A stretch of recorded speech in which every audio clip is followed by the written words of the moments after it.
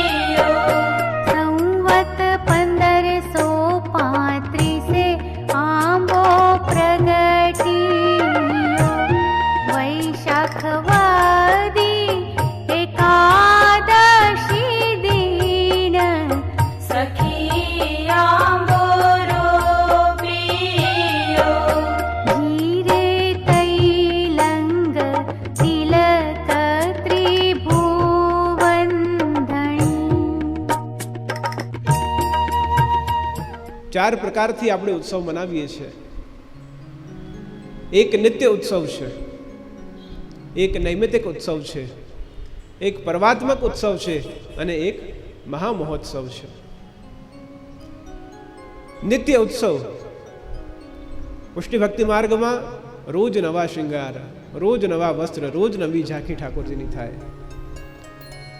શ્રી આચાર્ય ચરણ કહે છે કે રોજ નિત્ય નૂતન આપણા માર્ગમાં રોજ જ ઉત્સવ છે, એટલે નિત્ય ઉત્સવ. રોજની સેવાક્રમ એ ઉત્સવ, એ નિત્ય ઉત્સવ છે. નૈમિતિક ઉત્સવ કોઈ નિમિત્ત પર, આપણા લૌકિક કાર્ય હોય, જન્મદિવસ હોય, વિવાહની વર્ષગાંઠ હોય, બાળકના જન્મદિવસ હોય, આપણું દીક્ષા દિવસ હોય, અને એ લૌકિક નિમિત્તને લઈને અને આપણે ઠાકોરજીને મનોરથ કરાવીએ. આજે મંડલી કરાવી છે, આજે પલના કરાવવા છે, આપણા ઘરે ઠાકોરજીને વિવિધ મનોરથ કરાવીએ, એ નિમિત્તને લઈને કરાવીએ છીએ, એ નૈમિતિક ઉત્સવ છે. પર્વાત્મક ઉત્સવ શ્રી ગુસાઈજીએ બહુ જ સુંદર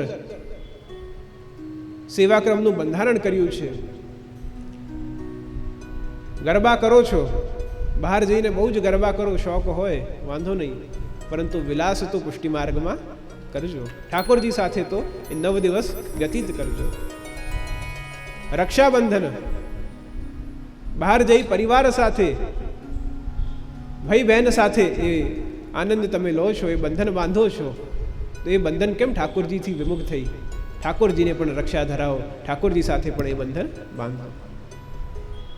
જે પર્વ પર લઈ અને પર્વાત્મક ઉત્સવ, દશેરા છે, આદિ જે પર્વ છે, ઘનઘોર છે, તો એ પર્વ પર ઠાકોરજીને પણ ઉત્સવ આપણે મનાવીએ છીએ, એ પર્વાત્મક ઉત્સવ છે.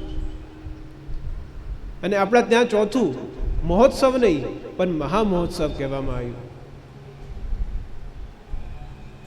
શ્રી વલ્લભાચાર્ય મહાપ્રભુજીનો ઉત્સવ, જન્માષ્ટમી, શ્રી ગુસાઈજી પ્રભુચરણનો ઉત્સવ, આ બધા મહામહોત્સવ છે.